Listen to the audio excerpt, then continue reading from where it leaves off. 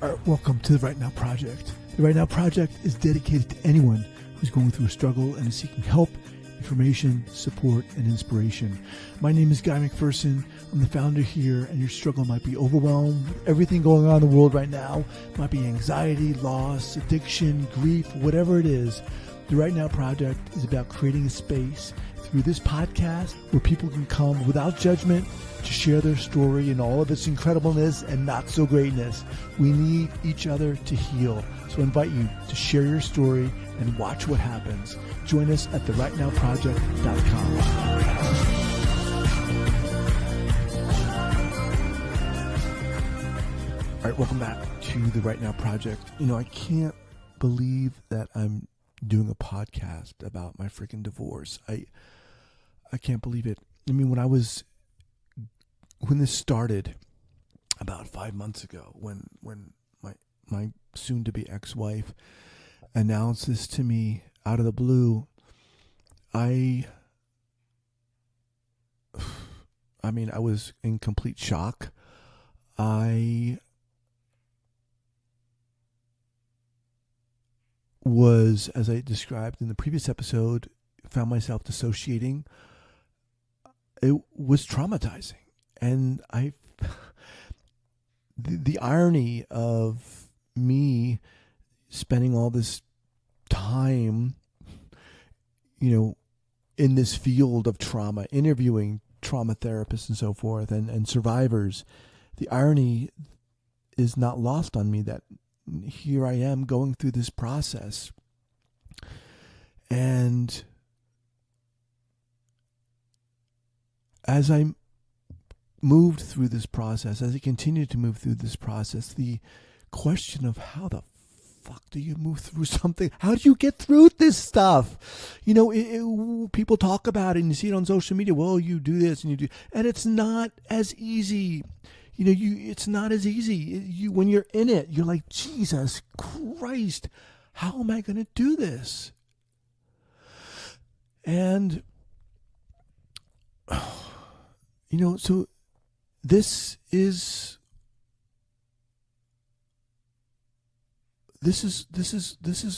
what's going on. This is really happening. This is really happening to me. And this is how,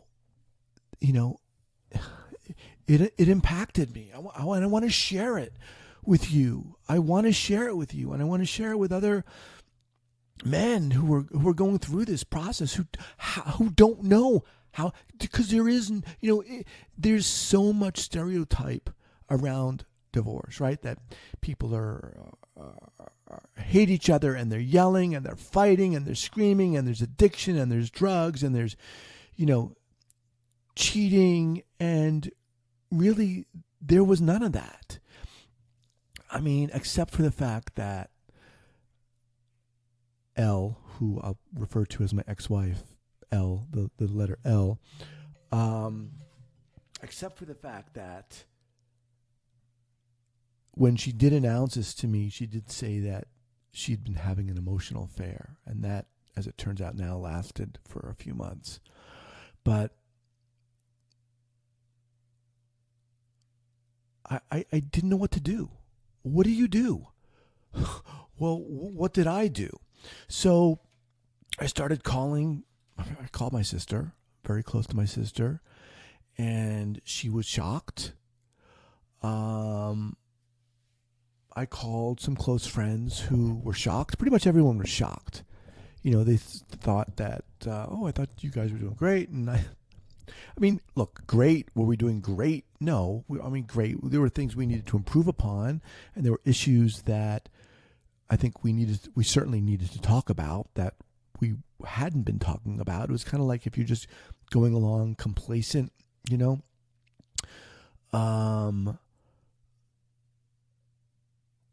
I started calling people. I needed support. Unfortunately, I had a good confidant in my sister. My God, I called some friends who I was really close to, and they really helped me out, work through this. We had just moved here, from Oakland, California to Oregon. And I didn't really have, and I still don't have a large support network here at all. So I started going online and to find support groups and podcasts. I found a couple podcasts, and they all, the ones that I saw, I'm sure not all of these are like this, but the ones I saw just had men that were really angry, and pissed off. And yes, I was angry, but I think more than anything else, I was in shock, and I was angry. And some people wondered why I wasn't more angry. And a large part of it was I didn't want to hold anger in my body. I could express anger. I still am fucking angry to a certain degree, but I didn't want to hold anger in my body. I didn't want toxicity in my body. And, I didn't want to listen to a podcast where men were just freaking angry and toxic and expressing all that. And what I did do is I found a coach. I told you in the last episode that I called a therapist, and that didn't work out. But I found a coach that specializes in working with divorce. I'd never heard of this before. And I was like, really? I'm going to do this? So I called this person, and they were really, really good. In the beginning, they said, okay, we're going to work not just on what's going on now, but in the for your future, what it's going to be like post-divorce. And I couldn't even think about that. I couldn't even think about, what do you mean post-divorce?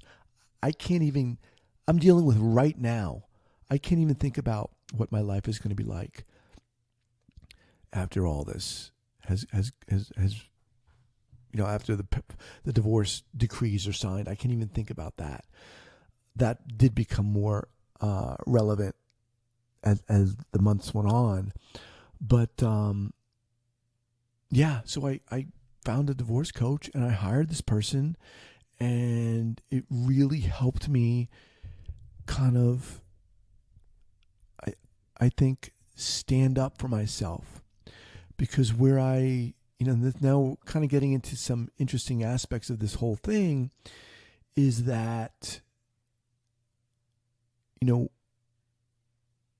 where your place is in the financial picture of the marriage is really interesting. I work from home.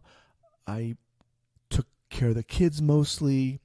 And for me, it became really interesting how when you start putting numbers down on paper, this person's making this much and this person's making this much, and it might be not as much as the first person, but yet that person's staying home. It's hard to quantify, I feel the stay-at-home person who's taking care of the kids, and someone said to me, well, now you know how women feel. Now you know how the stay-at-home moms feel. And that's true. It's kind of crazy. But, I felt to myself, I'm not going to, as I said in the previous episode, I'm not going to fucking stay in the corner and just, weep with a blanket over my head, and I've got to get up, so like I said, I started getting up, and I still am super early, going to work out, take care of myself. And that not only has been feeding my body, but it's been feeding my mind. Because when I get up super early, I listen to motivational videos and videos rather, and it just really keeps me focused and keeps me valuing myself, keeps me attuned to valuing myself, like this constant wash, this ocean spray of self-value and self-trust and understanding how important it is to do this. What's also interesting is how this triggered early, super early memories. Like when I was 16 years old or 17 years old, I think it was like my first girlfriend, and she had cheated on me, and I caught her, and I remember myself like almost begging her to come back to me. And, looking back on that now, I'm almost embarrassing to say, but I didn't want that to happen. And it didn't happen. I figured if, my ex-wife, soon to be ex-wife, was so unhappy, such that for quote unquote a few years, if she was so unhappy for a few years that you get to a point where you not, okay, I'm questioning this marriage, but rather I want a divorce and I'm not attracted to you anymore in this way, it was over. In her eyes, it was over. And I could see it. And I wasn't going to stand there. And it wasn't that I was fighting for anything. It was almost like I was fighting for myself. For myself. If you're done, what am I going to do? What am I going to try to change you? No. I felt like I didn't have anything to work with. It wasn't like, okay, like I said, in the previous interview, like a previous month, she had come to me and said, okay, let's work on this. I need to work on this, or blah, blah, blah. No, there was none of that. It went all the way into the red zone of it's done, it's over, divorced, I'm not even attracted to you. And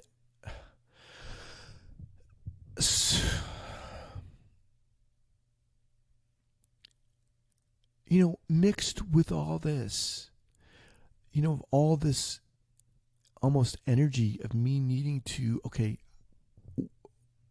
gathering my wits and my strength and, figuring out how I'm going to deal with this, I was sad. Of course I'm friggin' sad. I'm still sad. I mean, someone makes a decision, and in that blink of an eye, it will come to a point, and now it's happening in a month, where I will not be able to see my kids every day. In the blink of an eye, the whole family unit is shifted, is changed. In the blink of an eye, all these goals we've had and plans we had, gone. And this was because of a decision she made. And you can say, well, you contributed to that because you weren't, talking about certain issues. And yes, that's correct. But I will counter that and say,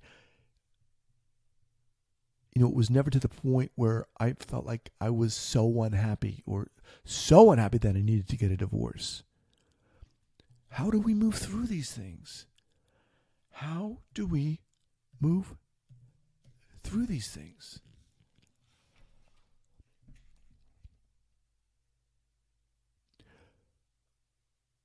I started, like I said, calling people, not just wantonly and randomly calling people, but calling people who I could trust.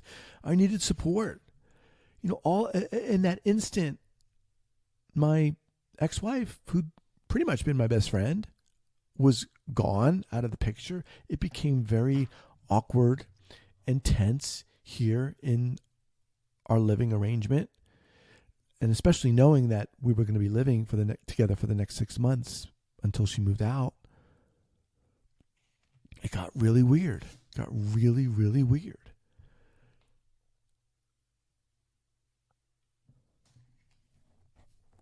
I think what surprised me about this was how much it impacted my identity, how much of an existential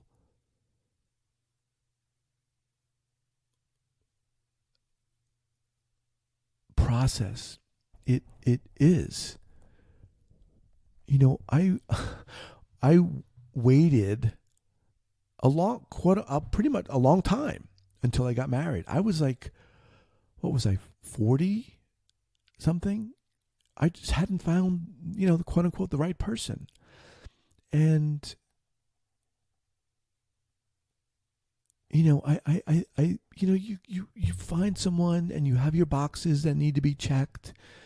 And I guess someone could say, well, you were married 15 years. That's awesome. That's incredible. The majority of marriages or high percentage of marriages fail anyway.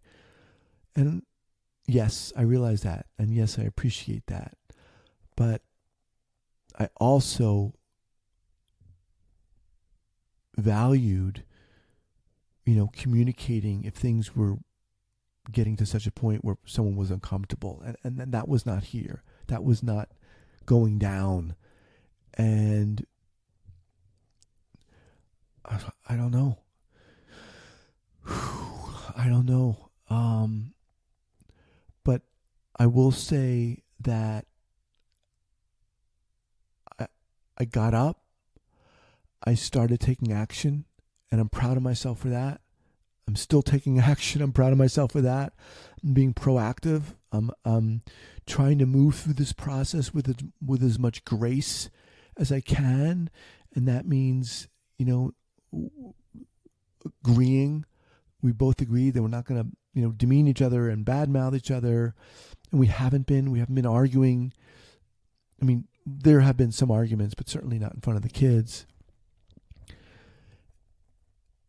And I want to be able to look back on this process and know that I moved through it, with as much grace as I could, with as much self-respect as I could.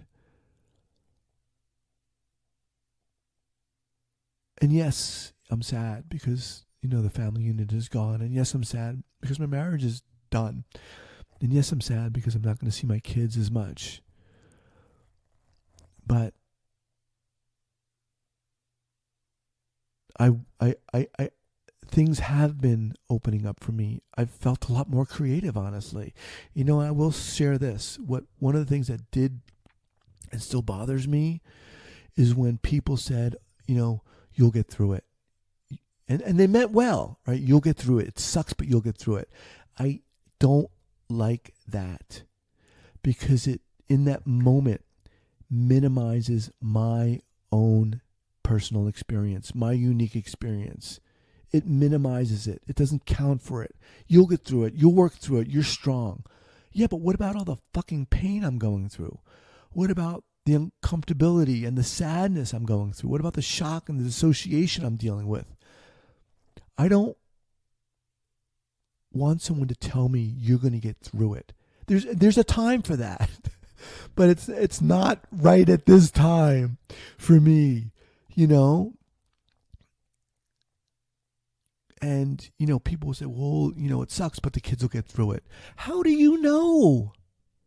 Yes, the majority of kids get through it, but we have to take certain actions and be aware and step up.